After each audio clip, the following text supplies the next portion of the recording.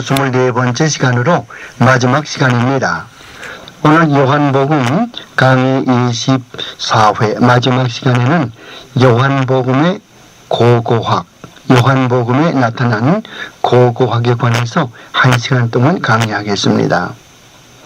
이 요한복음에 대한 고고학에 대해서 좀 더 자세히 연구하시고 싶으신 분은 이 좋은 책이 있습니다.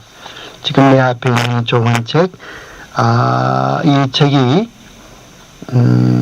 에드워드 E. 블레이클록, L-O-C-K, 블레이클로크, 보통 E.M. 블레이클로크라고 그러죠. E.M. 블레이클로크. 이 사람은 오스트레일리아 대학의 유명한 고고학 교수죠. 이분이 쓴 책들이 많이 있고 세계적으로 유명한 분이시고 특히 애국학 연구나 또 사회문서에 있어서 이 사람은 아주 상당히 유명한 그런 사람입니다. 그분이 쓴 책 가운데서 The Archaeology of the New Testament, 신약의 고고학이라는 책이 있어요. The Archaeology of the New Testament라고 이런 좋은 책이 있는데요. 이 책을 보면은 오늘 요한복음의 고고학 여기에 대해서 이야기하는 대부분이 다 들어 있습니다. 이 전부 186년으로 되어 있고요. 그리고 이 책이 어디서 나왔냐 하면은 토마스 넬슨 출판사에서 1984년도에 나온 책입니다. 좀 나온 지가 오래됐지만 아직까지도 이 책은 유명해서 계속해서 출판되어 팔리고 있습니다. 자, 오늘 요한복음 강의 마지막 시간인데요. 요한복음에 나타난 이런 성경 고고학에 대해서 말씀을 드립니다. 우리가 이런 고고학적인 증거를 대지 않아도 성경 자체가 하나님의 말씀이고 하나님께서 입김을 불어넣어서 쓰신 말씀이기 때문에 그대로 다 믿을 수가 있죠. 하지만 이 고고학을 여기서 연구하는 이유는 이것이 성경 말고 성경 밖에서도 고고학적으로 모든 것이 입증된다고 하는 것을 다시 강조하기 위해서 이 성경 고고학을 여기 요한복음에 나타난 성경 고고학을 여기서 1시간 동안 강의하는 것입니다. 구약 성경이나 신약 성경이나 보면은 여러 가지 역사적인 사적들이 많이 나오고 또 역사적인 사건들, 인물들 이런 것이 많이 나오죠. 이런 것이 역사적으로 존재했느냐 존재하지 않았느냐 이것들을 가지고 성경학자들 간에 많이 싸웁니다. 예를 들면은 성경 보면은 우리야가 헷 족속 사람이죠. 근데 아무리 이 땅을 파보고 또 고고학적인 답사를 보더라도 헷 족속에 대한 문화나 헷 족속에 대한 어떤 역사적인 사적도 나오지 않기 때문에 어떤 분들은 이 성경에 나오는 헷 족속이라고 하는 것은 존재하지 않았던 것인데 혹으로 날조한 것이다. 그렇게 말하는 신학자도 있게 됩니다. 또 어떤 분들은 모세 오경은 모세가 기록할 수 없었다. 그렇게 이야기를 해요. 그렇게 이야기하는 근거는 그 당시에 문자가 없었기 때문에 어떻게 모세가 장출 내민신 이 5권 성경을 기록할 수가 있었겠는가 이렇게 이야기를 하기도 하죠. 또 어떤 분들은 소돔과 고모라성 이것은 실제로 존재하지 않은 그런 가상적인 도시였었고 우리들에게 도덕적인 교훈을 주기 위해서 이렇게 성경 기록한 분들이 이것을 날조해서 기록한 것이다. 그렇게 말하는 분도 있어요. 또 최근에 와서는 이 마태, 마가, 누가, 요한 이 사복음서에 나오는 모든 그런 사건들이 실제 일어났던 사건들이 아니고 그 제자들이 예수님을 미화하고 예수님을 숭상하다 보니까 이것을 미화해서 실제 일어나지 않은 사건도 일어난 것처럼 그렇게 각색했다. 이렇게 주장하는 사람도 있죠. 볼트만 같은 사람이 그 대표적인 사람이죠.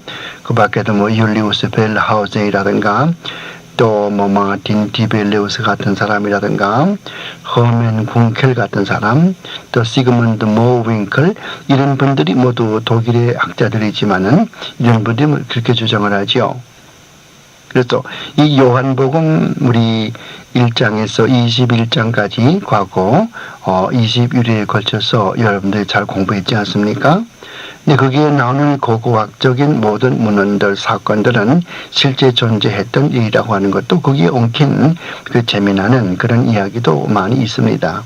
그래서 앞으로 남은 시간 이 요한복음에 나오는 고고학적 또 고고학적인 그런 증거 이런 것들을 한번 공부해 보도록 하죠. 우선 요한복음 2장에 보면은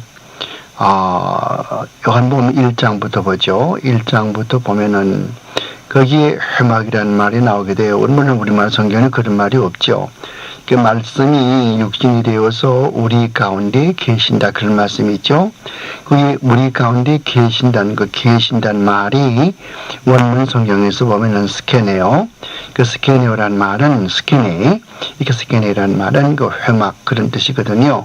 그러니까 하나님의 말씀이 회막에서 하나님께서 우리 이스라엘 백성들을 만났던 것처럼 오늘도 우리 마음 가운데서 우리를 대해 주신다. 그런 뜻으로 해석이 되죠. 옛날의 회막에서는 하나님께서 이스라엘 백성을 만났던 곳이 아닙니까? 마찬가지로 예수 그리스도가 바로 말씀 그분이신데 그분이 말씀이 이 땅에 오셔서 우리 회막 가운데 계신다고 말이에요. 그래서 우리를 보호해 주시고 우리를 인도해 주시고 우리의 영적 싸움에서 이기게 만드시고 그렇게 하셨거든요. 그래서 그런 뜻에서 이 말씀이 우리 가운데 계신다는 말, 그 계신다는 말이 물론 영어 성경 보면은 dwell in us 이렇게 되어 있지만은 원문에서는 회막을 치고 있다. 그런 뜻이라고 하는 것을 말씀을 드리고 다음 두 번째 우리가 이야기하고 싶은 것은 요한복음 2장에 가서 보면은 에논에서 세례를 베풀었다 그런 말이 있어요. 그거 보니까 물들이 많음이라 이렇게 되어 있거든요. 여기 지금 문제가 생겨요. 신학적으로 아마 여러분들은 성경 읽을 때 그냥 그대로 무심코 읽어 넘길지 모르지만은 물이 많다, 물들이 많다. 이 둘은 차이가 많죠. 물이 많다 그러면은 한 군데 물이 깊숙이 있는 것을 물이 많다고 그러고 물들이 많다 그러면은 여기저기 물이 고인 곳이 많다 그 뜻이거든요. 그럼 어느 것이 맞느냐 이거예요. 그 침례교 성경들 가보세요. 여러분들 침례교 교회 나가시는 분들 혹은 또 침례교를 아시는 분들은 그 침례교에서 만든 성경 보면은 물들이 그렇게 되어 있지 않고 물이 많다 이렇게 되었어요. 그래서 there was much water. There was much water 이렇게 되어 있거든요. 그럼 무슨 말인고 하니 한 군데 물이 많이 고여 있다고 말이에요. 왜 그렇게 주장을 할까요? 침례교 사람들이 이렇게 주장하는 이유는 뭐 잘 알죠. 그분들은 침례를 주장하니까 세례 방식은 반드시 물속에 들어갔다 나와야만 효과가 있다고 생각을 하죠.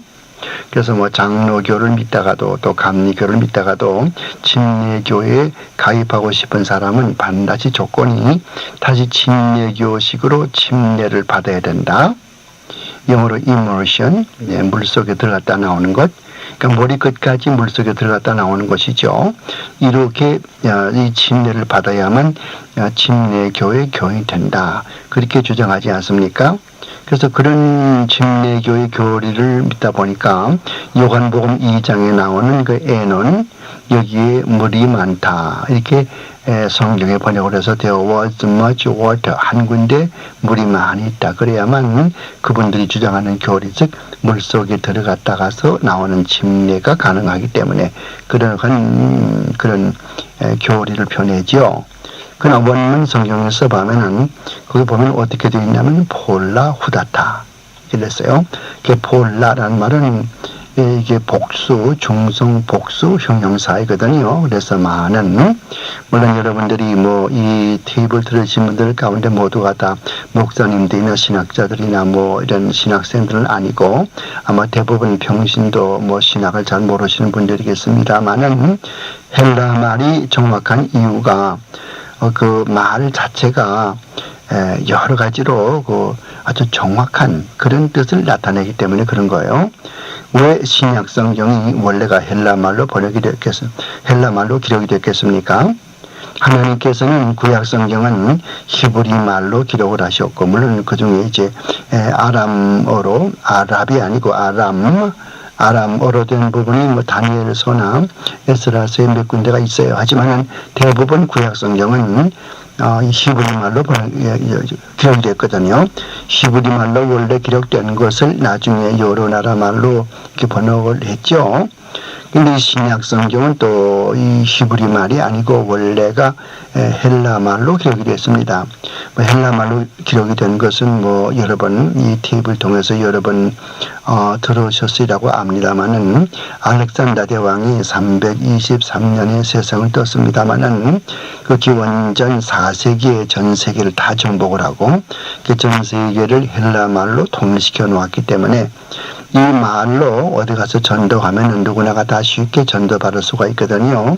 그래서 하나님께서는 이런 알렉산더 대왕을 세우셔서 나라 말을 통일시켜 놓은 그런 또 일을 하셨고, 그 다음에는 또 이 70인역이라고 하는 구약은 원래가 히브리 말로 기록되었다고 말했죠. 히브리 말로 기록된 그 구약 성경을 누가 알 수 있겠습니까? 히브리 말은 뭐 팔레스타인에서 이스라엘 백성이나 알 수 있지 다른 나라 사람들이 알 수 있겠습니까? 모르지 않아요.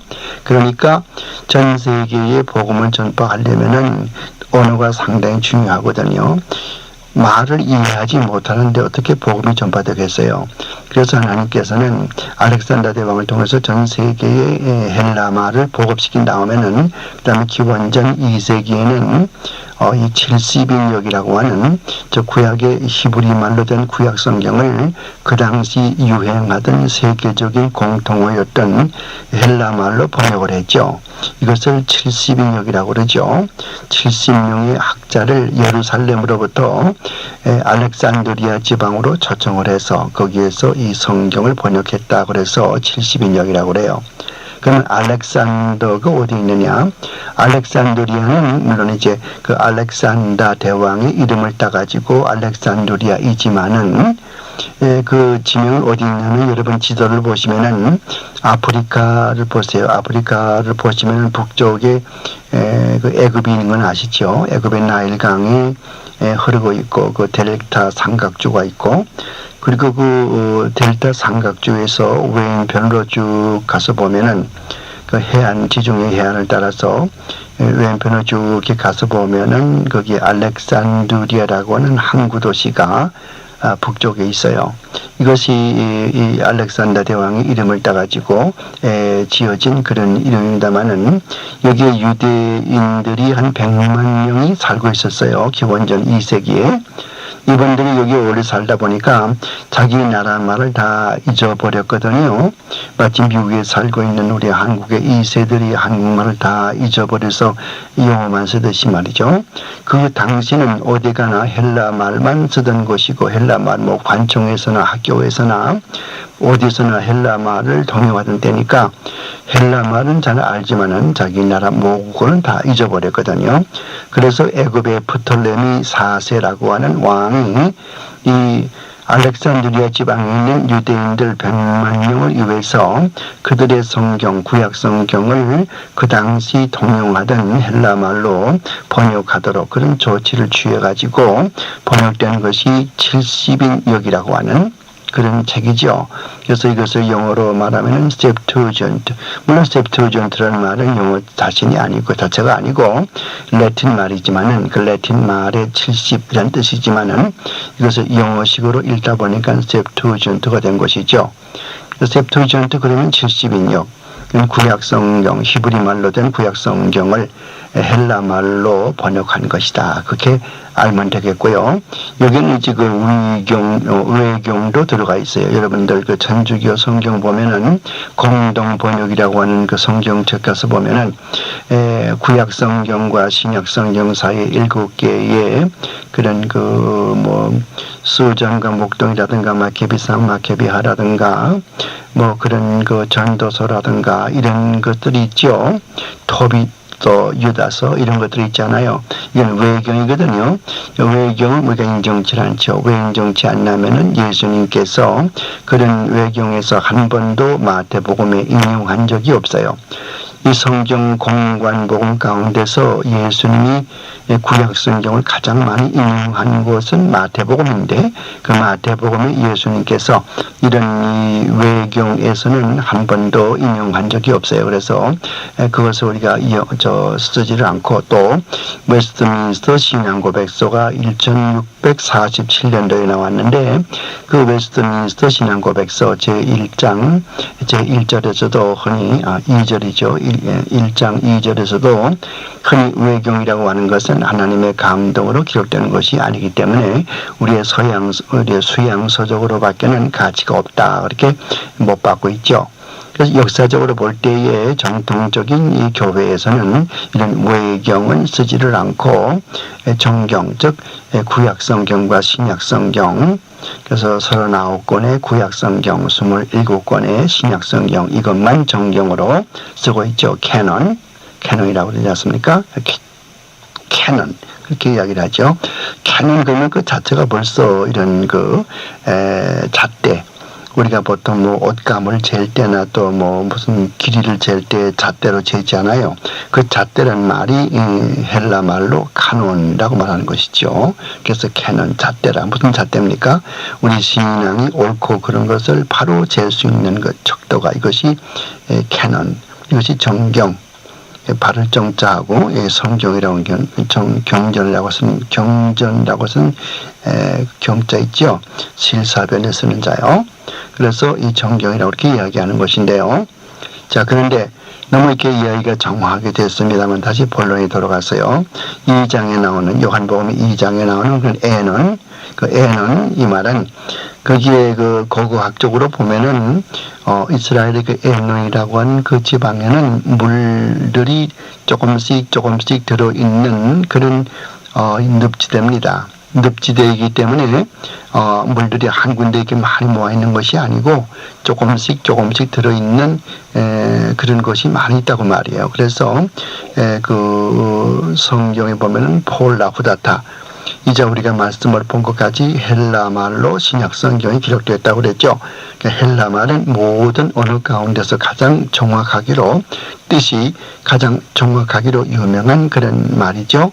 그래서 하나님께서는 가장 정확한 말로 신약 성경을 기록하고 또 가장 정확한 말로 세계 전도하기 위해서 이렇게 하나님께서 알렉산더 대왕을 통해서 전 세계의 언어를 헬라 말로 통일시켜 놓고 그리고 또 구약 성경을 헬라 말로 번역을 해 놓고 나중에 사도 바울이 소아시아 지방의 7개 교회에 그 근방에 다니면서 전도하고 제1차, 2차, 3차 전도하고 그렇게 할 동안에도 이 헬라어로 된 구약 성경을 가지고 내가 전도할 수 있었다고 말이에요.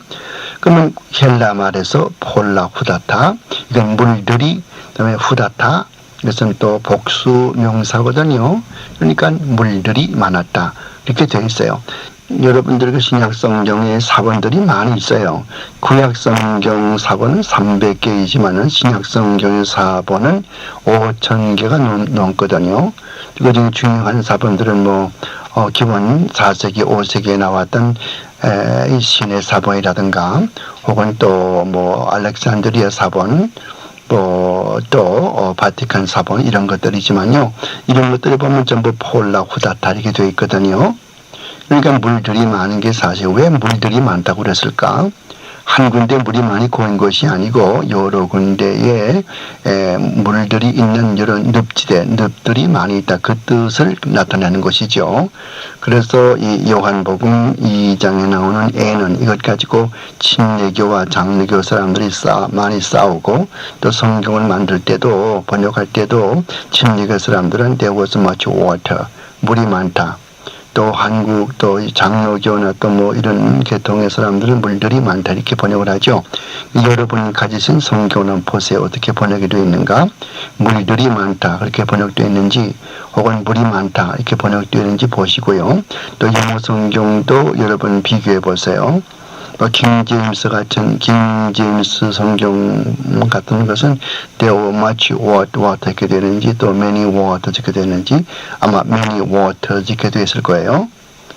그러니까 이제 그 복수로 되어 있는 것은 이제 성경 신약 성경 사변에 충실한 것이고 또 단수로 또 된 것은 또 그 나름대로 또 다른 그렇게 번역된 것이죠. 그 다음에 4장에 나오는 사마리아 여인의 이야기 나오죠. 왜 사마리아 여인이 무시를 당하는가? 여러분들 그 4장 보면은 예수님과 이 사마리아 여인과 정오에 낮에 12시에 우물가에 물을 들여 나온 물 길러 나온 그 여인과 대화하는 내용 나오지 않아요. 여인이 말하죠. 당신네들은 우리 사마리아 사람들을 무시하고 예루살렘에서 예배를 드리고 우리는 여기에 그리스도산에서 예배를 드리는데 누가 맞습니까? 뭐 이런 얘기를 하지 않아요. 그런데 거기 사마리아 여인 그리고 예수님 왜 사마리아 사람들은 이렇게 유대 사람과 갈라져 있고 서로 다른 생각을 가지고 있고 또 유대 사람들은 왜 사마리아 사람들을 개처럼 취급을 하고 왜 이렇게 무시하는가? 이것도 또 역사적으로 고고학적으로 볼 필요가 있겠죠. 이스라엘이 이런 그 여러분 다 알다시피 솔로몬 왕이 죽은 다음에 북쪽에 여로보암 왕과 남쪽에 르호보암 왕 둘이 갈라지게 되면서 북쪽에는 10개의 지파가 생기게 됐고 남쪽에는 또 베냐민 지파와 유다 지파 그 2개의 지파로서 유다 왕국이 건설됐죠. 북쪽에 10개의 지파로 구성된 나라를 이스라엘이라고 그러고 이스라엘 혹은 또 성경에 보면 북국 어떤 부흥사들은 뭐 북국 그러니까 이거 서론이다. 남국 그러니까 이건 또 미국이다. 그렇게 번역하는 그렇게 해석하는 부흥사도 있지만은 몰라서 하는 소리고 북쪽은 서론이 아니고 북국은 바로 북쪽의 10개 지파로 형성된 그 이스라엘 나라를 이야기하는 것이고 남쪽에는 베냐민 지파와 유다 지파 둘로 조직된 남쪽의 유다 나라가 있습니다. 북쪽 나라는 아수르에게 망했죠. 아수르에게 722년에 망했어요. 기원전 722년에. 그리고 또 그 얼마 한 100몇 년 있다가서 기원전 587년에 남쪽의 유대 나라가 망했죠. 북쪽에는 이제 아수르 군대에게 망했고 남쪽의 군대는 바벨론 군대에게 망했습니다. 근데 이때 이제 이 사마리아 사람들은 외국 사람들과 많이 결혼을 했어요. 혼혈족이 되어버렸죠. 순수한 유대 민족이 아니고 혼혈이 됐단 말이에요. 외국 사람과 결혼하게 되니까. 그러니까 이 유대 사람으로 볼 때는 외국 사람과 결혼하는 것은 이건 뭐 참 그 용서받지 못할 그런 죄로 유대인들 생각을 했거든요. 그래서 유대인들이 바벨론에 잡혀갔다가 70년 동안 포로 생활하고 다시 예루살렘에 돌아와서 예루살렘을 재건하고 예루살렘의 그 성곽 말이에요. 그 이 담들, 이 허물어진 담들을 다 재건할 때도 이 사마리아 사람들이 나와서 도와주겠다고 했지만은 그 도와주겠다고 하는 손길을 유대 사람들이 그걸 거절을 했죠. 그래서 당신네들은 더러운 사람들이니까 여기 들어와서 같이 일할 수가 없다. 이렇게 돼서 그 다음부터 유대인들은 이 사마리아 사람들을 그렇게 무시하고 그렇게 죄인 취급을 하죠. 그래서 여러분들 그 사도행전 8장에 가서 보면은 구스네시 그 빌립이 구스네시가 집으로 오순절에 참석했다 집으로 돌아가는 그 구스네시에게 하나님께서 빌립을 보내셔서 빌립에게 구스네시에게 전도하고 빌립이 구스네시를 전도하고 구스네시에게 세례 베푼 다음에는 또 성령께서 빌립을 갑자기 사마리아로 보내지 않습니까? 그래서 사마리아에 복음 전하지 않아요? 그러니까 지금은 무슨 사마리아나 유대인의 그런 차별이 없고 하나님께서 전 세계를 하나님의 택한 백성들을 다 전 세계를 통해서 구원하시겠다고 하는 그런 그 놀라운 뜻이 그 속에 숨어 있지만은 그 사마리아에 가서 전도하지 않습니까? 빌립이 이런 거 사마리아죠. 그러니까 지금은 뭐 사마리아와 뭐 유대인 사람이나 또 우리와 무슨 다른 그런 차별이 아무도 없고 하나님께서는 자기 택한 백성을 사마리아 사람이건 유대 사람이건 한국 사람이건 누구이건 하나님의 택한 백성을 이제 택해 주시는 것이지요. 하지만은 이 당시 요한복음 기록될 당시만 하더라도 유대인들은 사마리아 사람들을 이렇게 무시했다. 이런 그 역사적인 고증을 볼 수가 있죠. 요한복음 8장에 보면은 가늠하다 현장에서 붙들린 이 여인이 예수님께 잡혀오는 그런 모습을 보게 되죠. 그 많은 사람들은 모세의 율법에는 가늠한 사람은 돌로 쳐 죽이라고 했는데 랍비는 어떻게 생각합니까? 그래서 그 성난 군중들이 그 여인을 잡아온 저 사람들이 이 여인을 돌로 치기를 말하지 않습니까? 물론 이제 그 내용은 다 여러분 다 잘 아시지요. 너들 가운데 죄 없는 자가 먼저 돌로 쳐라. 그렇게 함으로 많은 사람들이 모두가 다 물러가 버렸고 그 예수님과 여자 둘이 남게 되었는데 나도 너를 정죄하지 아니하노니 다시는 죄를 짓지 말라. 그리고 이제 보내는 그런 내용입니다만은 여기서 왜 돌로 치는 것인가? 이 돌로 치는 것은 뭐 예수님께서는 그러면 돌로 쳐 죽임을 당하지 아니하고 십자가에 돌아가셨는가? 이런 그 신학적인 논쟁을 펴볼 수가 있어요. 영국 사람들은 항상 사람 죽이는 사형시키는 방법이 불로 태워 죽이는 거죠. 물론 이제 우리가 근자에 들어와서는 그 런던에 있는 런던 타워 그것은 목을 매달아 죽이고 이게 저 교수형이죠. 그렇게 죽이지만 그 전에 종교 개혁 때만 하더라도 뭐 어떻게 불태워 주겠죠. 옥스퍼드 대학교 영국의 옥스퍼드 대학교에 가면은 그 교육 그 뭐라고 할까요? 교학처지요. 교학처 바로 빌딩 앞에 청동상이 있습니다. 시퍼런 그런 그 동상이죠. 이게 뭐 한 사람의 동상이 아니고 3명인가 4명인가 서로 이렇게 웅크리고 서로 어깨를 맞대고 웅크리고 있는 그런 동상인데 이게 무슨 동상인가 하니 그 당시 뭐 레티모라든가 크랜모라든가 이런 그 유명한 캠브리지 교수들이 종교 교육을 학생들에게 가르치고 또 종용하고 이렇게 하다 보니까 옥스퍼드 대학교의 학생들에게도 경고하는 의미에서 너희들이 만약에 이 종교 교육의 운동에 가담하게 되면은 여기 있는 이 레티모 교수나 크랜모 교수처럼 이렇게 죽임을 당한다. 그런 것을 본보기로 보여주기 위해서 옥스퍼드 대학교의 교학조 빌딩 앞에다 그래서 거기서 이렇게 화형을 시켰죠. 불태워 주겠거든요. 그래서 그것을 기념하기 위해서 지금 그 동상이 세워져 있는 걸 보고 왔습니다만은 그 당시만 하더라도 중세 16세기만 하더라도 불태워 죽이는 것이었어요. 근데 그 후에는 이제 변해가지고서 교수형으로 런던 타워에서 얼마나 많은 사람들이 또 정치범들이 교수형을 당해 죽었습니까? 근데 유대 사람들이 죽이는 방법은 돌로 쳐 죽이는 거예요.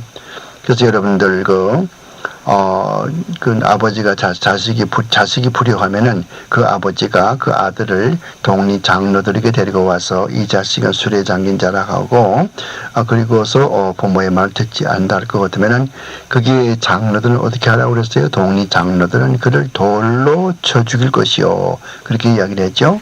돌로 쳐 죽이는 것이 이분들의 그 사용 방법이죠. 또 바벨론에 갈 것 같으면 사자굴석에 던지는 그래서 뭐 다니엘이라든가 다른 분들에게 사자굴석에 던져진 그런 것도 있고 그렇지 않습니까? 그러므로 이런 각각 그 나라마다 사람을 죽이는 방법이 다르다고 하는 거예요. 요즘 미국에서 보면은 독극물을 주사로 그 사형수에게 집어넣어서 그렇게 죽게 하는 방법이 있죠. 얼마 전까지만 하더라도 이 전기 고압선 이 전기를 통해서 사람을 사형시켰는데 요즘에는 또 그게 너무 가혹하다 그래서 독극물을 주사 바늘에 집어넣어서 죽이는 그런 방법으로 사용합니다만은 그래서 여기 8장에 나오는 사마리아 여인 이를 돌로 쳐 죽이라고 하는 것이라고 하는 것을 알면 좋겠습니다. 그 다음에 10장에 가서 보면은 양의 문이라는 말이 나오죠. 나는 양의 문이라. 양의 문. 양의 문으로 들어오지 아니하는 자는 다 도적이라고 여기를 하죠. 이제 이런 양떼를 다 늑탈하고 훔쳐가기 위한 것이라고 예수님께서 요한복음 10장에서 말하지 않습니까? 양의 문에는 양의 문이 하나밖에 없어요. 문이 여러 개가 있는 것이 아니에요. 그러니까 다른 문, 즉 문이 아닌 다른 데로 이렇게 뚫고 들어오는 자는 그 양을 훔치러 가는 것이고 결코 그 용서할 수가 없다고 하는 것. 반드시 그 양은 또 목자는 그 정식으로 되어 있는 양의 문을 통해서 양이 들어오게 되고 또 목자도 드나들게 되고 그런 내용이죠. 그러므로 이렇게 요한복음 10장에서 이야기하는 거 참다운 진리의 말씀은 하나밖에 없다고 하는 것이고 다른 모든 옆으로 들어오는 그런 이상한 이단 사설을 가지고 옆에서 성도들을 유인하는 이런 것들은 다 잘못된 것들이고 이것들은 다 양떼들을 다 오해하고 오도하고 그런 것처럼 우리 성도들을 오도하고 바른 길로 인도하지 못하는 그런 내용을 가르쳐주기 위해서 이런 말씀을 하는데 중요한 것은 양의 우리에는 그 문이 하나밖에 없다고 하는 것, 정문으로 들어가지 않는 다른 모든 것은 도덕이라고 하는 것, 이것을 여기에서 부각시키기 위해서 하나님께서는 성경 요한복음 10장에서 양의 문을 강조해서 이야기하는 것입니다. 이 강에 가서 보면은 나사로의 무덤에 관한 얘기가 나오죠. 베다니 동리의 마리아의 오빠였던 이 나사로 죽은 지 나흘 되었는데 예수님께서 무덤에 가서 나오라 그러니까 그 수의를 입은 채로 나왔거든요. 이 문제.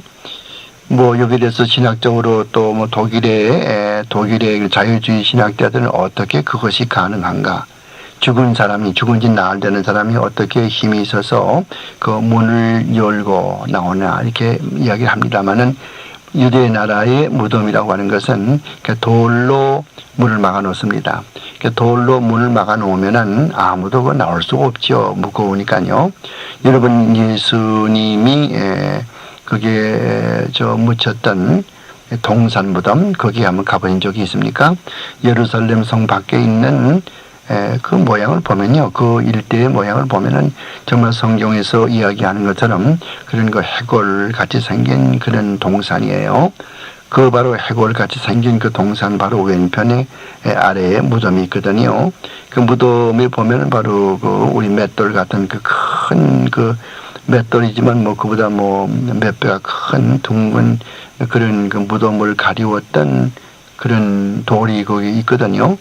그 속에 들어가 보면은 사람 하나 누울 만한 그런 온폭 파진 곳이 있고 그 속에는 사람이 한 7, 8명 들어갈 수 있는 그런 또 그 공간이 있게 되고요.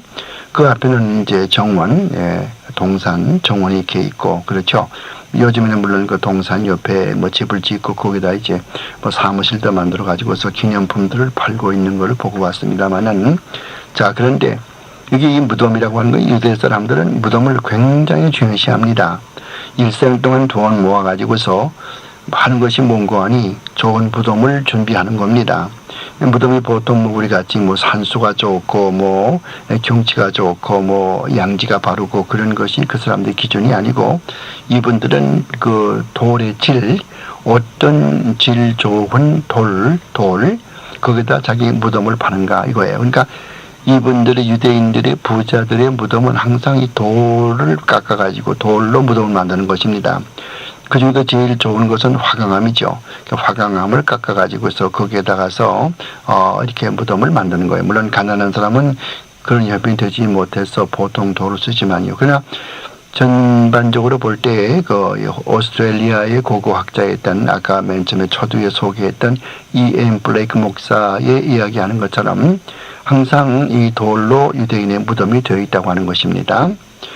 그래서 그 무덤에 예수님께서 그 앞에 서서 나사렛 무덤에 앞에 서서 나사로야 나오라 이렇게 말씀을 했죠. 그러니까 나사로가 수의를 입은 채로 나왔다고 그랬거든요. 이거를 참 그 신학적으로 생각할 문제가 많이 있어요. 예수님께서 부르실 때 어떻게 해서 죽은지 나흘 되는 나사로가 나왔을까? 이런 것은 물론 이제 역사적으로 또 그렇게 실제 나사로가 예수님의 음성을 듣고 돌문을 열고 나온 건 사실이죠. 그 역사적인 사건이에요. 그런데 그게 또 신학적인 의의가 있어요. 우리가 다 영적으로 죽은 사람들이거든요. 영적으로 죽어서 나사로 같이 그런 사람들이란 말이죠. 누군가가 우리를 구원해 주지 아니하면, 누군가가 먼저 우리를 찾아주지 아니하면은 내 힘 가지고는 도저히 나올 수 없는 영적으로 죽은 상태에 있는 저희들이거든요. 예수님께서 무덤 밖에서 나사로야 나오라 그러니까 나사로가 나온 것처럼 우리가 영적으로 죽은 상태에 있는 우리가 구원을 받고 우리 생명이 살아나고 예수를 믿게 되는 것은 하나님께서 불러주셔야만 된다고 하는 거죠. 이것을 신학적으로 말하면 효과적인 부름이라고 이야기를 하죠. effectual calling 이렇게 이야기를 하지만은 우선 알아야 될 것은 예수님께서 불러주시니까 나사로가 나왔다고 하는 사실, 이것도 신학적으로 중요하고, 또 고고학적으로 보면은 이 무덤이 그 보통 우리가 생각하는 그런 흙으로 된 그런 무덤이 아니고 돌로 된 무덤인데 예수님께서 부르시니까 나왔다. 그 유대인들은 항상 이 돌의 무덤 이것을 중요시한다고 하는 거. 그래서 아리마대 요셉 같은 사람, 예수님이 어디에 묻혔습니까? 아리마대 요셉에 묻혔거든요. 아리마대 요셉에 준비했던 무덤이죠. 성경 보면요, 그것이 어딥니까? 이사야서 53장. 그게 한 3절, 4절, 5절, 그것을 읽어보면은 그의 묘실이 부자와 함께 했으며, 이렇게 그런 말이 나와 있어요. 그의 묘실이 부자와 함께 하였으며, 이사야서 53장, 제가 지금 성경을 가지고 있지 않기 때문에 여기서 말씀드릴 수 없습니다만은, 이사야서 53장, 거의 10절, 11절이죠. 13절, 그 가서 보면은 그 묘실이 부자와 함께 되었으며, 그렇게 되는 것은 뭘 이야기하는 거예요? 여러분, 이사야는 예수님이 오시기 700년 전 사람이에요. 예수님이 탄생하기 700년 전 살았던 이사야가 700년 후에 되어질 일을 예언한 거죠. 그러니까 문자 그대로 예언한 것이 문자 그대로 이루어졌죠. 예수님은 아리마대 요셉이 일평생 동안 산헤드린 그 공원, 산헤드린이란 말은 이스라엘 사람들의 공회원이죠. 그래서 법을 정하고 다스리고 하는 최고 그런 기관이죠. 거기에 회원으로서 몰래 예수님을 사모하면서 따랐던 이 아리마대 요셉, 그런 일평생 동안 벌었던 돈 가지고 그 화강암으로 좋게 그 묘실을 만들었죠. 이러면 자기가 죽으면은 그 속에 묻히려고. 근데 그 무덤을 예수님께 드린 것이죠. 그래서 이 무덤에 대한 이야기는 이제 그쯤 이야기를 하고요.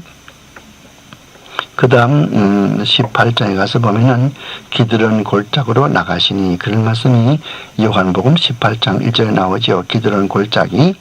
예루살렘에 가보신 분들은 그 기드론 골짜기를 아실 것입니다. 옛날에 압살롬에게 쫓겨가던 다윗의 아들 압살롬이 자기 그 다윗 왕을 죽이려고 해하려고 왕위를 쟁탈하려고 반란 일으켰던 일이 있죠. 그때 그 다윗이 눈물을 머금고 건너갔던 그 기드론 골짜기를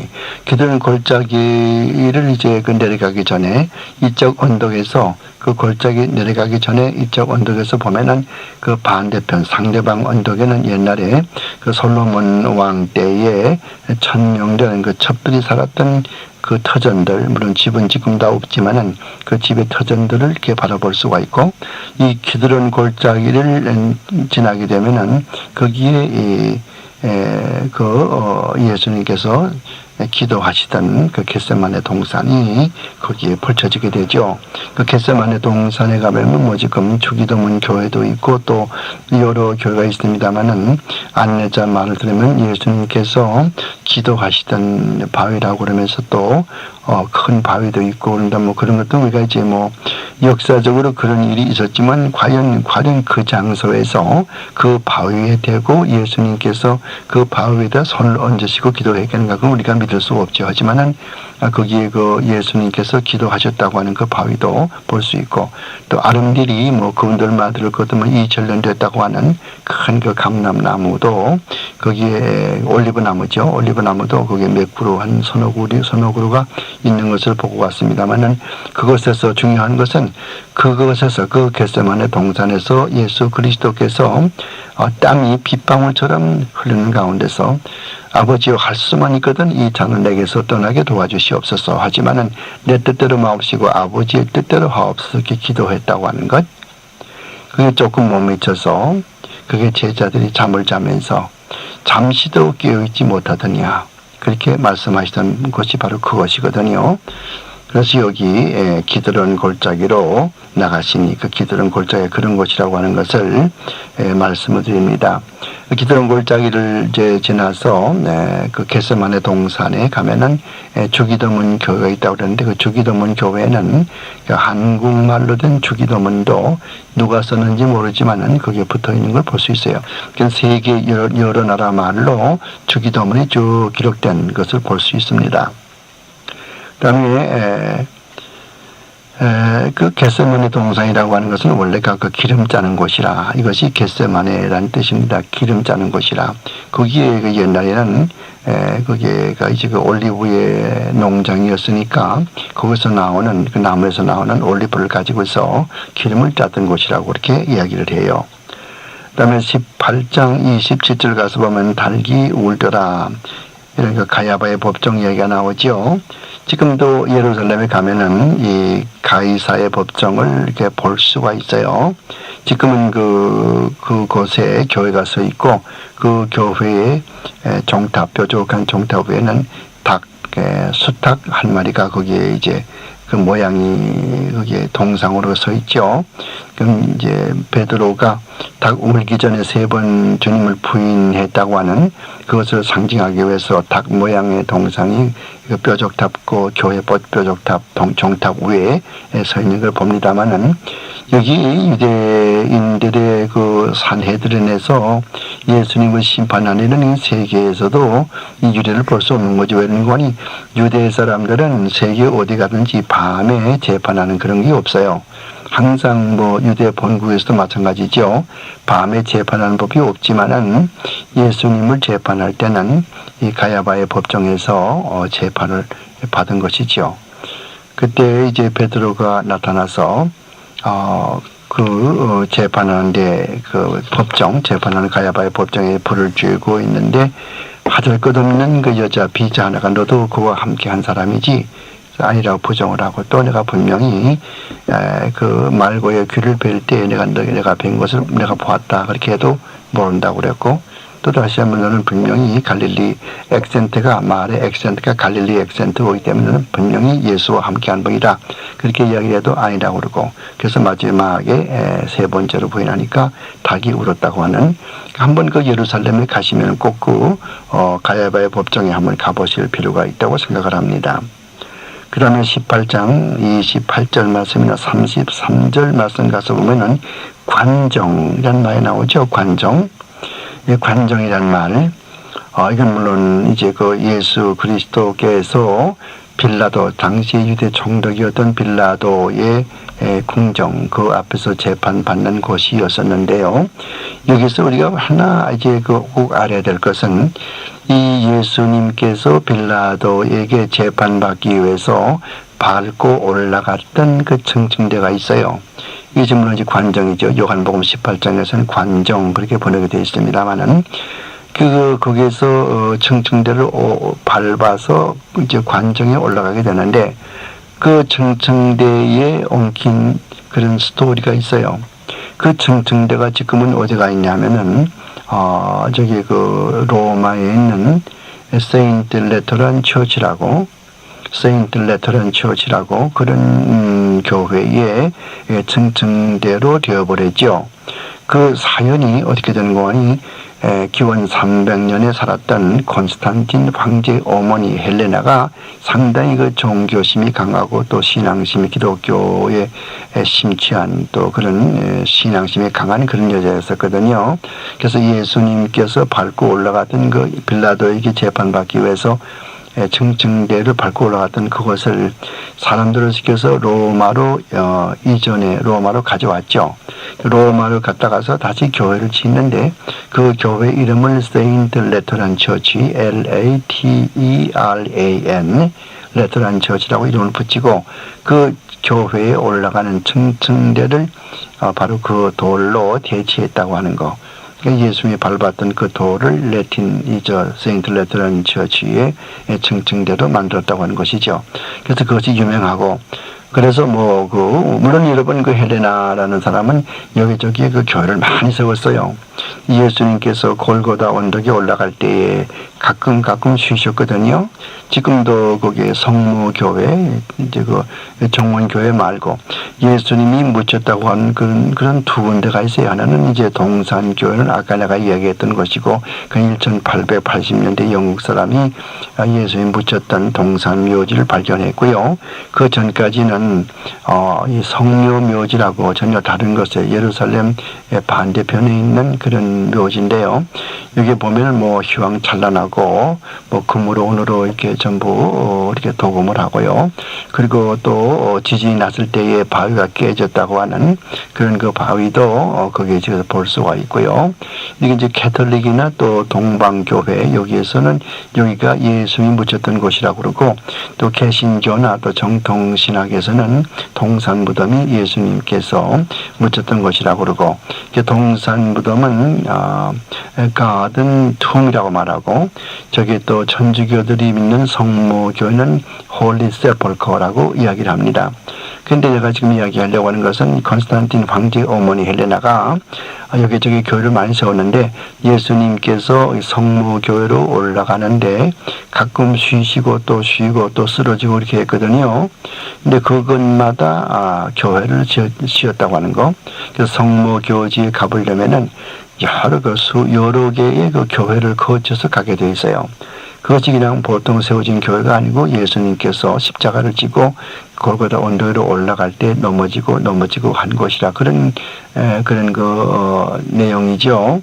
그러니까 그걸 보아서는 또 성모교회가 예수님이 묻혔던 거로 이렇게 또 전통적으로 되어 있고, 또 1880년도에 발견된 정묘묘지는 그런 것은 없지만은 그의 그 앞에 환경이라든가 즉 정원이 있고 그 뒤에 또 그 골고다의 해골초, 그 사람의 해골 모양으로 되어 있는 그런 데서 십자가에 못 박힌 이런 것들을 보면 또 그것이 또 성경에 묘사되어 있는 것과 맞는 것 같고, 그래서 이렇게 두 군데가 나누어져 있습니다. 그런데 여기에 그 빌라도의 그 관종, 거기에서 예수님께서 밟고 올라갔던 그 층층대가 지금 로마의 세인트 레터런 처치 거기에 가 있다고 하는 거. 그리고 마틴 루터도 마지막에 자꾸 죄가 생각이 나니까 다른 사람들 따라서 그 레터런 처치는 무엇이 특징인가 하면은 전 세계 가톨릭 신자들이 거기에 들어와서 맨몸으로, 물론 이제 속옷은 입었겠지만은 속옷을 입고 속옷바람에 그 층층대를 오르락내리락 하는 거예요. 층층대를 오르락내리락 하면은 자기 죄가 다 없어진다고 하는 거죠. 천주교 사람들은 우리 몸에 고통을 받으면 고통을 받을수록 하나님 앞에 더 은혜를 받게 되고 하나님이 더 인정해 준다. 그래서 자기 공로를 세운다. 그렇게 가르치거든요. 그러니까 전 세계에 이런 그 천주교 신자들이 그것에 와서 알몸으로 피를 흘리면서 층층대를 알몸으로 오르락내리락 하는 거예요. 마틴 루터도 똑같은 것을 했지요. 그러나 그렇게 하는 과정에서 그가 깨달은 것은 로마인서 1장 17절 사람이 하나님 앞에 의로워지는 것은 믿음으로 되어지는 것이다. 그것을 깨닫고 난 다음부터 그런 것을 그만두고 다시 이제 본국의 독일에 돌아와서 위텐부르크 성당, 자기가 신학을 가르치던 비텐베르그 성당, 지금도 그러합니다만은 옛날에도 신학을 가르치는 것은 교회에서 가르쳤거든요. 무슨 큰 신학교 건물 따로 지은 것이 아니고 교회에 나가서 거기에 뭐 한 방 얻어 가지고서 공부를 가르쳤어요. 요즘도 신학교 보면 대개 교회에서 어느 방을 빌려 가지고 가르치지 않습니까? 똑같은 사정이죠. 그 위텐버르그 그 신학교 강당이 아니고 그 정문에 나가서 95가지의 그런 그 종목을 걸고서 로마 천주교회의 이런 그 교황은 어떻게 사람이 연옥에 들어가는 것을 아느냐, 어떻게 연보내면은 죽은 사람이 연옥에서 나오느냐, 연옥이라는 것이 어떻게 존재한다는 것을 아느냐, 내가 알고 있기는 천당과 지옥밖에 없는데 연옥은 누가 만들어낸 것이냐, 뭐 이런 것들을 이제 95가지 종목을 쭉 그 기록한 그렇게 해서 로마 교회 정식으로 그렇게 항의를 했죠. 그래서 레터런 처치 그 레터런 교회 거기서 층층대로 오르내리라 하면서 마틴 루터는 진리를 깨달았다고 하는 것을 말씀을 드리고요. 그 다음에 요한복음 19장 13절 가서 보면은 박석이 있어요. 박석. 이건 브라이더리언인데, 브라이더리언. 예루살렘에 가보신 분들은 알고, 특히 이 로마의 정독의 법정, 관정, 그 근방을 여행해 보신 분들은 알지만은, 그 예루살렘의 길들은요, 전부 이 돌로 되어 있어요. 큰 돌인데 뭐 보통 큰 돌이 아니고요. 사람의 그 한 키 정도 그런 큰 돌로 쭉 깔아놓았거든요. 또 예루살렘에 있는 그 통곡의 벽이라고 하는 통곡의 벽, 그 웨스턴 월이라고 그러죠. 웨스턴 월, 통곡의 벽. 그 통곡의 벽에 가도 보더라도 옛날 그 예루살렘 그 솔로몬의 성전의 그 성터인데요. 그 솔로몬의 성전 더위가 보더라도 옛날 성전들이 얼마나 그 잘 지어졌는가. 그것이 사람의 키 정도의 그런 사방의 그런 큰 그 돌들을 어떻게 운반해서 그다 또 포개고 또 포개고 또 포개서 그런 큰 성전을 지었는지 모르지만은 그런 큰 돌들이에요. 이런 것으로 이제 로마의 정독이 살고 있던 예루살렘에 관정이 로마 정독의 관정이 그렇게 되어 있다고 하는 거죠. 그래서 이게 박석이죠. 우리가 보면은 모든 길은 로마로 통한다 그런 말도 있지 않습니까? 로마 사람들은 어디 가나 길을 잘 닦았어요. 길을 잘 닦아는 전부 돌로 길을 닦았거든요. 영국에 가도 그래요. 영국에 가도 세인트 앤드루스나 또 스코틀랜드의 거기죠. 세인트 앤드루스나 또 에딘버러 거기 가보면 길들이 모두 돌로 이렇게 쭉 그 보도가 인도가 이렇게 되어 있죠. 여기 미국에서는 이제 돌보다도 이제 아스팔트로 되어 있습니다만은 영국은 그렇게 되어 있고 또 예루살렘에도 옛날 올드 예루살렘이 두 개가 있어요. 신 예루살렘이 있고 올드 예루살렘이 있고 올드 예루살렘은 옛날 예수님 당시 예루살렘이고 또 뉴 예루살렘은 요즘에 신흥 새로 개발한 도시죠. 그래서 올드 예루살렘의 거리는 그렇게 돌로 되어 있다고 하는 거 이것을 이렇게 볼 수가 있습니다.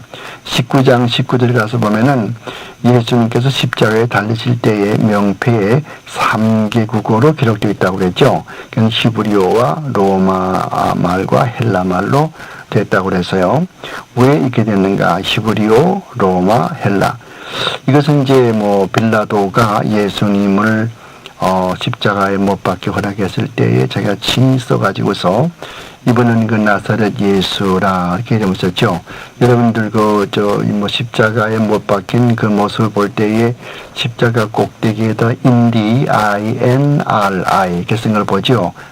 많은 사람들이 그게 무슨 뜻인가 생각하지만 라틴 말이죠. 라틴 말로 INRI I자는 예수라는 뜻이고 그 다음에 N 나자레우스 R은 렉스 그 다음에 맨 끝에 I자는 유다요름 이렇게 됐죠. 유다요름 그러니까 예수 나자레우스 렉스 유다요름 그것이 머리 글자죠. 무슨 말인고 하니 나사렛 사람 예수 그 누군고 하니 유다요름 유대 사람들의 라틴 말에서 맨 끝에 가서 이렇게 되는 것은 이것은 소유 복수격 소유격이거든요. 그래서 오름 나사렛 그래서 이 유다요름 유대 사람들의, 이건 복수 소유격이죠. 그 다음에 렉스란 말은 왕이에요. 왕, R-E-X, 왕. 그 다음에 나사레우스는 나사렛 사람, 예수는 예수. 그러므로 유대인의 왕 나사렛 예수, 이것이 INRI의 그 라틴 말의 약자인 것입니다. 여기서 이제 우리가 세 가지 많이 나왔다고 그러죠. 헬라어, 히브리어, 로마. 물론 이제 그 히브리 말은 유대 사람들의 자기 나라 말이니까 히브리 말로 기록이 됐겠고요. 로마 말은 그 당시 유대 나라가 로마의 식민지로 있었으니까 라틴 말로 기록을 했겠고요. 그 다음에 헬라 말은 왜 저는가? 그 당시에 전 세계에 흩어져 있는 나라 말들 가운데서 헬라 말이 가장 많이 사용되었거든요. 아까도 말씀을 드렸습니다마는 알렉산더 대왕이 전 세계의 나라 말을 헬라 말로 통일시켰고 또 70인용을 통해서 헬라 말이 많이 보급이 됐고 그래서 많은 사람들은 헬라 말을 알고 있었죠. 그래서 헬라 말, 로마, 라틴 말, 히브리 말 그렇게 기록되어 있는 것입니다. 많은 사람들이 예수님께서 평상시에 무슨 말을 썼겠는가 그런 질문들을 많이 하고 또 그런 논문도 많이 발표가 됩니다마는 예수님께서 마지막에 십자가에 달리실 때는 마지막에 히브리 말로 말씀을 하셨을 것이고 또 마지막에 감람산에서 하늘에 올라갈 때 승천할 때는 헬라 말로 말을 했기 때문에 너희가 성령이 임하시면은 나의 증인이 되리라. 그 증인이 되리라 그 말이 마르토레오 동사 이 말은 죽는다고 말이거든요. 순교한다. 그러니까 너희들은 성령 받고 나면은 마지막에 딱 끝까지 이뤄서 내 말씀을 전하다가서 순교하리라.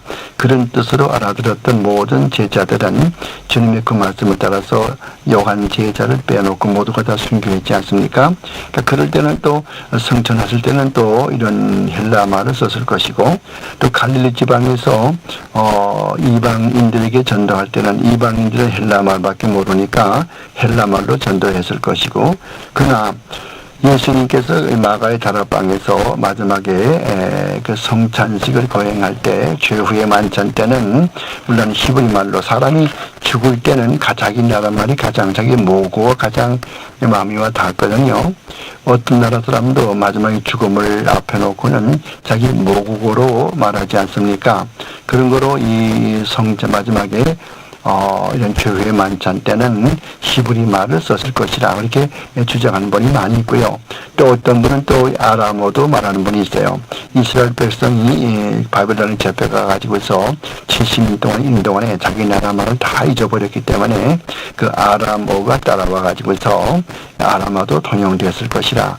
그래서 느헤미야서 8장 8절 가서 보면은 그 하나님의 말씀을 읽으니까 많은 사람들이 울었고 어떤 사람들이 이해하지 못하니까 그것을 다시 또 아람어로 번역했단 말이 있지 않습니까? 이걸 뭐라고 그래요? 신학적으로 다검이라고 그러죠. TARGUM 다검. 이 다검은 구약 성경을 아람어로 번역해서 해석해 놓은 책이 이게 아람어거든요. 그러니까 아람어도 통용됐을 것이고 그 예수님께서 뭐 마가복음 볼 것 같으면 달리다쿰이라든가 에바다라든가 이게 다 무슨 말입니까? 이게 전부 다 이 아람어거든요. 인간 팔레스타인의 기본 1세기 언어들은요. 아람어도 통용이 되었고 히브리어도 통용이 되었고 또 헬라 말도 통용이 되었고 라틴 말도 통용이 되었고 이게 네 나라 말이 통용이 된 거예요. 근데 그 중에서 여기 요한복음 19장 가서 보니까 여기에 지금 헬라 말과 라틴 말과 히브리어 이 세 나라 말만이 그게 기록이 됐다 이렇게 써 있죠. 근데 물론 우리가 이제 그 예수님의 십자가 못 박힌 그런 그 성상을 바라볼 때는 인디 하나밖에 적혀지지 않지만은 그 밖에도 히브리어나 라틴 말, 헬라 말로 그렇게 기록이 된 줄로 압니다. 그 다음에 가서 이제 볼 것은요. 19장 28절 이하에 가서 보면은 그 십자가의 모습이 나오죠. 처형 방법. 옛날에 죽이는 방법은 먼저도 말씀을 드렸습니다마는 유대인들은 반드시 돌로 쳐 죽이는 거죠. 십자가에 처형된다고 하는 것은 물론 성경에서 신명기 21장 맨 끝에 가서 보면 나무에 달린 자마다 저주를 받은 자니라 그런 말씀이 있고 이 말씀을 받아서 신약 성경 또 갈라디아서 3장 13절 가보더라도 예수께서는 우리의 저주를 친히 받으시고 십자가에 돌아가셨다 그런 말씀이 있듯이 예수님은 로마 시민권자가 아니죠.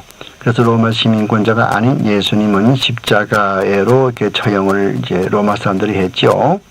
근데 사도 바울은 로마 시민권자죠. 사도 바울은 나면서부터 로마 시민권자거든요. 그러므로 그는 십자가에 못 박히지 않고 이제 참수형으로 그렇게 이제 죽임을 당했지 않습니까?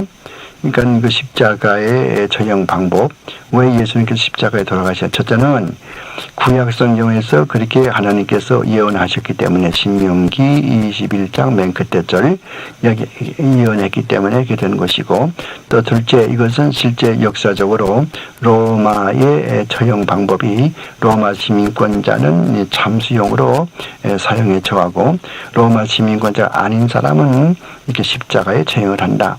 그래서 기원전 AD 64년에 로마 성에 불이 났거든요. 이것은 네로 황제는 그 당시 네로 황제는 기독교도들이 불을 질렀다. 그렇게 기독교도들에게 뒤집어씌워 가지고서 기독교도를 잡아가지고 그다음 역청을 몸에 발라가지고 거기다 불을 질러서 로마 성을 환하게 밝혔다고 하는 그런 고사가 있지 않습니까? 그러므로 이 십자가 우연하게 그렇게 된 것이 아니고 하나님의 계획 속에서 구약의 신명기 21장에서 말한 대로 이것이 역사적으로 그렇게 이루어졌다고 하는 것을 아시면 되겠습니다. 그 다음에 19장 41절 가서 보면은 예수님께서 그 무덤, 아까도 말씀드렸죠. 아리마대 요셉의 무덤에 장사되게 됐다고 하는 이야기. 아까 잠깐 말씀드렸기 때문에 뭐 깊은 얘기를 제가 드리지 않겠습니다만은, 아리마대 요셉, 아리마대는 공회원으로 산헤드린 공회원으로서 일생 동안 주님 몰래 따라다니면서 주님을 존경하고 주님의 말씀을 들었지만은 마지막에 예수님께서 십자가에 돌아가시자 본디오 빌라도에게 허락을 받아서 시체를 내려서 니고데모가 비싼 향유를 사다가 자기 향유를 제공해서 몸에 바르고, 아리마대 요셉은 일생 동안 자기가 장만했던 그 무덤에다가서 예수님을 장사했던 이걸 볼 수 있고, 이를 통해서 우리가 가지고 있는 가장 좋은 것을 주님 앞에 바치자 이렇게 생각해 볼 수가 있죠. 그리고 마지막에 베드로의 그 죽음, 이것은 우리가 이야기하는 대로 베드로가 로마성에 잡혀 있는데 하루는 도망쳐 나왔습니다. 그때 로마성을 향해서 걸어 들어오고 계시던 예수님께서 베드로 만나게 됐죠.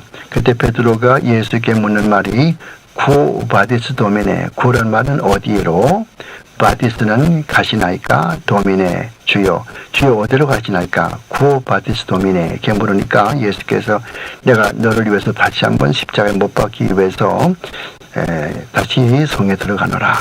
이 말을 듣고 이 베드로는 다시 자수에 들어가서 십자가에 거꾸로 매달려 죽었다고 하는, 순교했다고 하는, 주님이 바로 십자가에 달리셨으면 나는 거꾸로 달리겠다. 그래서 거꾸로 십자가에 달려서 순교했다는 이야기가 있습니다. 이렇게 해서 그동안에 요한복음 강해 24번에 걸쳐서 보내드렸습니다. 요한복음 강해 여기서 마치겠습니다. 감사합니다.